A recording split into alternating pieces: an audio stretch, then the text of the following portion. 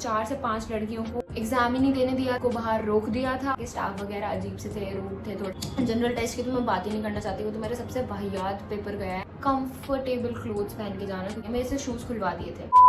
Hi guys, welcome back to my channel. Hi, this is Dhruti Sharma and if you are new to this channel, do subscribe to my channel. 5k is the goal. And एक और चीज मैं clear करना चाहती हूँ that I promise this is going to be the last video related to CUET और exam, because मैं खुद बहुत परेशान हो चुकी हूँ एग्जाम, CUET की वीडियोस डाल के। कुछ दिन पहले I posted a community post ताकि मुझे क्लैरिटी मिल जाए कि कितने लोगों को ये वाली वीडियो देखनी है या नहीं। 70% प्लस अगर वोट्स आते हैं तो I'll make this video, जो किया है। So I'm making this video. Video के अंदर I'll be sharing my CUET experience. What are the do's and don'ts of CUET?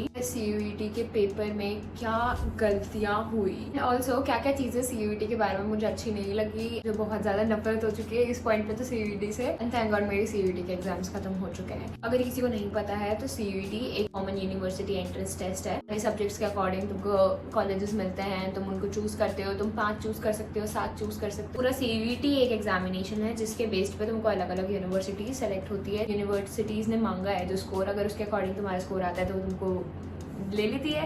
फिर तुम्हारे ऊपर चॉइस होती है कि तुमको उसको लेना है या नहीं लेना। मैं इस वाले टॉपिक में नहीं जाना। First it's going to be experience time. So जो मेरा पहला एग्जाम था CUET का वो था जनरल टेस्ट प्लस इंग्लिश का एग्जाम। तो 2 एग्जाम एक ही दिन में हुए थे। इंग्लिश वॉज प्रिटी गुड, सब अच्छा था, बस लेंदी था क्योंकि उसके अंदर 3 रीडिंग कॉम्प्रिहेंशन आ गए थे। तो वो सब हमको 45 मिनट्स में करना था। तो आई एम नॉट श्योर कि मेरे इंग्लिश में अच्छे मार्क्स आ रहे थे, पर अब नहीं आएंगे, नेगेटिव मार्किंग ब्ला ब्ला ब्ला। तो अब जो मैं दे आई वो दे आई। मैंने बहुत सारी गलतियां करी है बट अब उसका कुछ हो नहीं सकता। एंड मेरे जैसे काफी सारे लोगों ने भी गलतियां करी है। वो दोनों पेपर के बीच में 1.5 घंटे का गैप, हमको वहीं बैठे रहना पड़ा था। फर्स्ट डे जो था वो थोड़ा सा अजीब सा था क्योंकि जो मेरा सेंटर निकला था ना, वहाँ के स्टाफ वगैरह अजीब से थे, रूड थे, थोड़े अजीब से थे। एक नहीं पसंद आया। जो स्टाफ मेंबर्स जो मेरे रूम में, उन लोगों ने यार एक चीज बहुत ज्यादा खराब करी कि एग्जाम के बीच में MCQ बेस्ड पेपर्स के अंदर इतने कम टाइम में इतने MCQs करने होते हैं। 5 मिनट बहुत इंपॉर्टेंस रखते हैं, जो बहुत ही ज्यादा इरिटेटिंग थी। अरे भाई, अगर कोई पेपर चालू हो रहा है उससे पहले आधे घंटे का टाइम रहता है और एक पेपर में तो 1.5 घंटे का टाइम रहता है। उस बीच में करवा देते।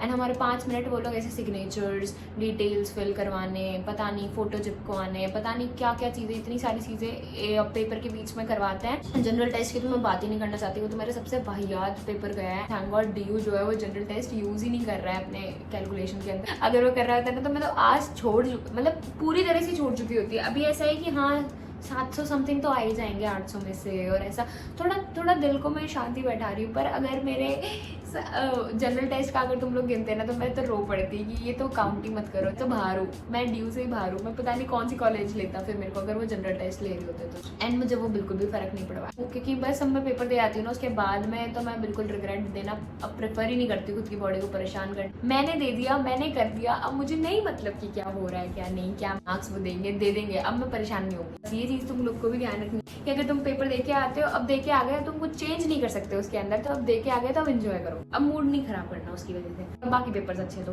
फर्स्ट डे एक्सपीरियंस ठीक ठाक था, मेरे को बिल्कुल भी पसंद नहीं आया। मेरा पहला दिन जो था ना CUET का वो बहुत ही गंदा था। सेकंड वाले जो थे वो थैंक गॉड सेम सेंटर्स पे निकले थे, वो भी सारे 2-2 हुए थे हर एक पेपर। तो वो जो हुए थे वो काफी ज्यादा अच्छे हुए थे। इतना सही एक्सपीरियंस है कि हाँ मेरे बाकी के जो डोमेन सब्जेक्ट्स है वो अच्छे गए हैं। जनरल टेस्ट सबसे ज्यादा खराब गया है। इंग्लिश ठीक ठाक गया था। Let's see, hope for the best कि अब जो हो गया। Now we comes to the dos and don'ts. ये मुझे बहुत अच्छे से बताने थे क्योंकि आधे से ज्यादा एक्सपीरियंस इनके अंदर ही घुसा हुआ है। तुम लोग को क्या चीजें करनी है। टैग पेन मत पहन के जाना, उसको भी वो ले लेते हैं। स्क्रंच मत पहन के जाना, इयररिंग्स मत पहन के जाना। ग्लासेस, अगर चश्मे ये वाले ग्लासेस है तो लेके जाओ, पर अगर वो वैसे फैंसी वाले ग्लासेस है मत लेके जाना। भी रिंग्स कुछ भी अलाउड नहीं है। रबर बैंड, सिंपल ये ब्लैक कलर का रबर बैंड लेके जाना। एंड ये सारे नखरे ना लड़कियों के में ही है सबसे ज्यादा। लड़के तो ना तो कान के पहनते हैं ना बाल। और कंफर्टेबल क्लोथ्स पहन के जाना क्योंकि बहुत ज्यादा गर्मी होती है, बहुत ज्यादा गर्मी। हमारे स्कूल्स निकले थे उन सब के अंदर AC था बट स्टिल बहुत ज्यादा गर्मी थी। तो कंफर्टेबल क्लोथ्स पहन के जाना क्योंकि तुमको 1.5 घंटा और वेट करना है नेक्स्ट पेपर के अंदर। तो शाम ही हो जाती थी हमारे हर एक पेपर के अंदर, 4 बज जाते थे, 6 बज जाते थे। शूज मत पहन के जाना। मैं जो फर्स्ट डे थी, मैं फर्स्ट डे शूज पहन के गई बिकॉज मेरे को लगा कि मेरे को नहीं पता था स्लीपर्स, क्योंकि उन्होंने मेंशन नहीं किया था। ये मेरे से शूज खुलवा दिए थे, ठीक है, खुलवा के और फिर पेपर दिलवाया था। ट्रांसपेरेंट वाटर बॉटल लेके जानी है, ट्रांसपेरेंट पाउच लेके जाना है, ट्राई करना पाउच लेके ही ना जाओ, सिर्फ ट्रांसपेरेंट पेन जिसके अंदर रिफिल दिख रही हो वो वाला पेन अलाउड होता है। ये सारी चीजें तुमको ध्यान रखनी है कि जो रिफिल वाला पेन होता है, जैसे ये है, इसके अंदर रिफिल्स नहीं दिख रही है तो ये वाले पेन अलाउड नहीं होते, वो सीधा निकाल देते हैं। देन तुमको आधार कार्ड ले जाना होता है या कोई भी आइडेंटिटी प्रूफ लेके जाना होता है, वो एडमिट कार्ड में होता है। कुछ भी लाइक एक्सेसरीज कुछ भी पहनने अलाउड नहीं है। अगर तुम रिचुअल टाइप में कुछ धर्म के ऊपर कुछ क्लोथ्स पहन के जाते हो या फिर रिलीजन के बेस पे कुछ भी चीज़ पहन के जाते हो तो वो रिकमेंड करते हैं एडमिट कार्ड के अंदर कि तुम आधे घंटे पहले वहाँ पे पहुँच जाओ ताकि वो पूरी अच्छी तरह से तहकीकात कर ले तुम्हारी। एंड तुम्हारा अच्छे से चेकिंग वेकिंग होता है एक अलग से रूम में ले जाके। ये सारी चीज़ों का तुमको ध्यान रखना है। नेक्स्ट जो पेपर था फिर मैं उन सब में स्लीपर्स पहन के गई थी।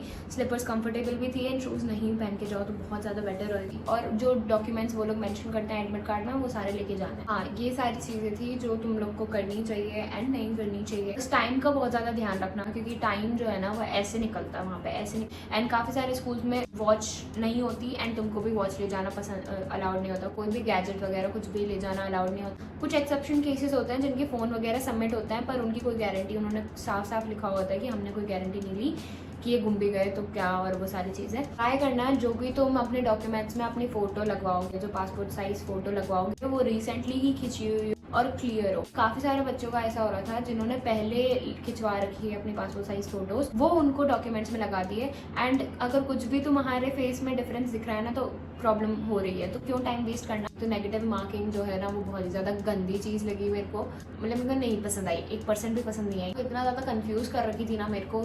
एक बहुत ही ज़्यादा इंपॉर्टेंट चीज़ बताती हूँ कि जो टाइमिंग दिया होता है ना एडमिट कार्ड के अंदर गेट क्लोज होने का, उस टाइम पे वो गेट क्लोज होता ही होता है। मतलब हमारे साथ में हुआ था, मेरे साथ में नहीं, 4 से 5 लड़कियों को एग्जाम ही नहीं देने दिया था, उनको बाहर रोक दिया था। वो एग्जाम ही नहीं देने दिया बिकॉज वो 1 मिनट ही लेट थी आई गेस। मेरे पापा बता रहे थे, मैं थैंक गॉड जल्दी पहुंच गई थी, मैं थोड़ा जल्दी अंदर चली गई थी तो मेरे को वो बेनिफिट मिल गया।